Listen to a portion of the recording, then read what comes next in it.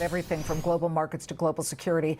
The Wall Street Journal reports the Pentagon is now, as we said, weighing whether to send some 10,000 additional ground troops to the Middle East to give President Trump the option to deliver what Axios sources are calling a, quote, final blow to Iran.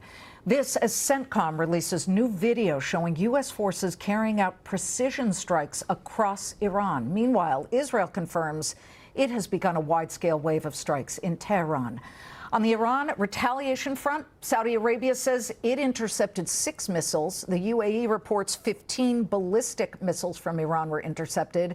And Kuwait says its main commercial port has been attacked by hostile drones. What does this all indicate for U.S. involvement in the quickly destabilizing Middle East? Because that's how the markets are moving.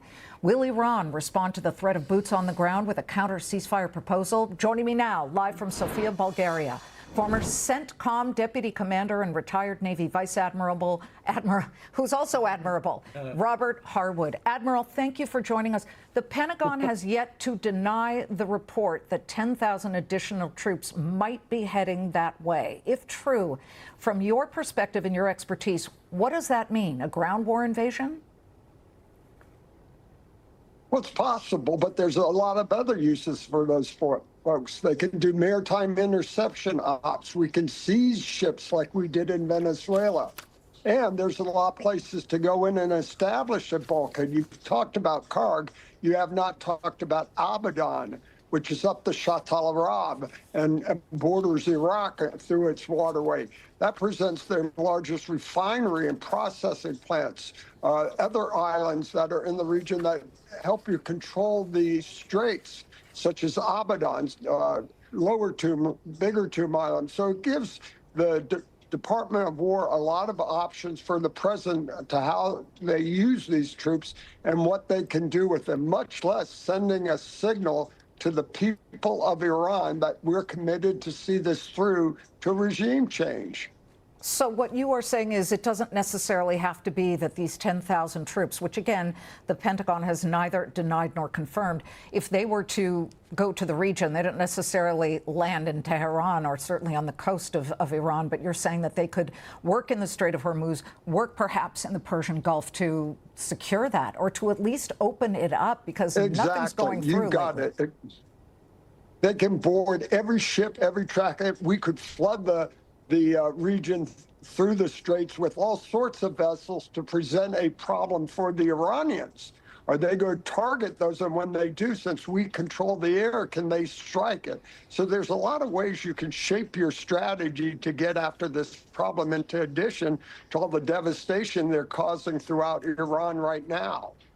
So, again, you'll have to see how this plays out the next few days, but everyone's focused on getting the oil moving, and these are all options that would contribute to that. Yeah, when people see 10,000 troops, in the grand scheme of things, of course, every single soldier matters to us deeply. But in the grand scheme of things, and you look at all of the headlines saying 10,000 troops, and again, we're waiting on confirmation, still, that makes people nervous, especially when Secretary of Defense Pete Hegseth had vowed 2 days after the U.S. first struck Iran on February 28th that this would not be an endless war like Iraq or Afghanistan.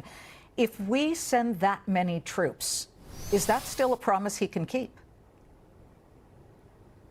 Well, let's put it in perspective. In the PACOM area of operations, we've got 350,000 troops.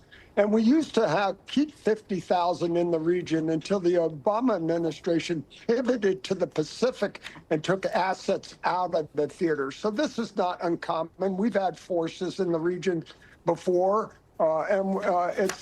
it helps your defensive and your offensive options. So this is not anything unusual. And the height of the war in Iraq, we had 260,000 troops in the region.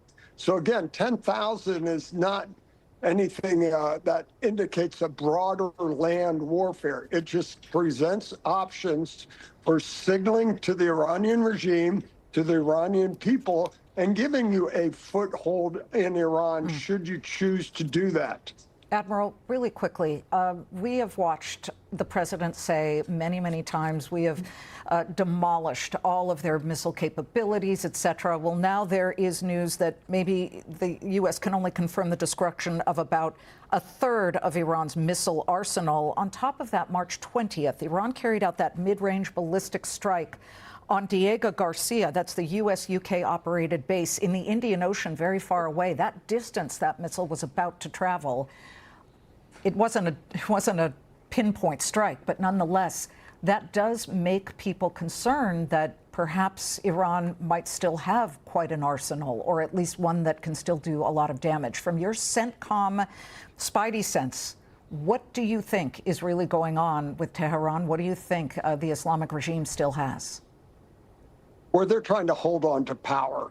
And so they're going to merit and ration what they use to ensure they can keep this going, even if the numbers are dwindling. It's funny, I've been in 5 capitals here in Europe this week, from Warsaw to Sofia to Athens, and all of them understand the problem and all of them in support.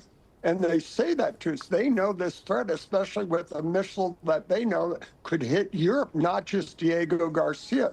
So they understand the long-term threat this presents. And you can see signs of their support, where I cannot mention them here, but you can physically see how they're supporting operations in Iran. So that commit from will lead, I think, ultimately to their assistance and focus on the Straits of Hormuz as well. So back to the missiles, as we said this whole time, shut down the missiles. It's not just the missiles, it's the drones.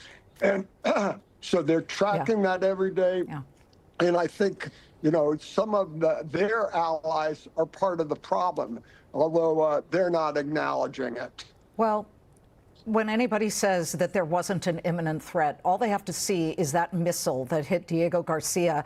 And they really need to understand that this menace to the Middle East and to the rest of the world is very real. Admiral, thank you for joining us. Thanks. And again, you nailed it just right.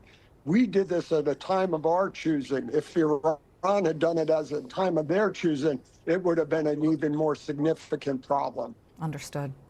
Safe travels, sir. Thank you.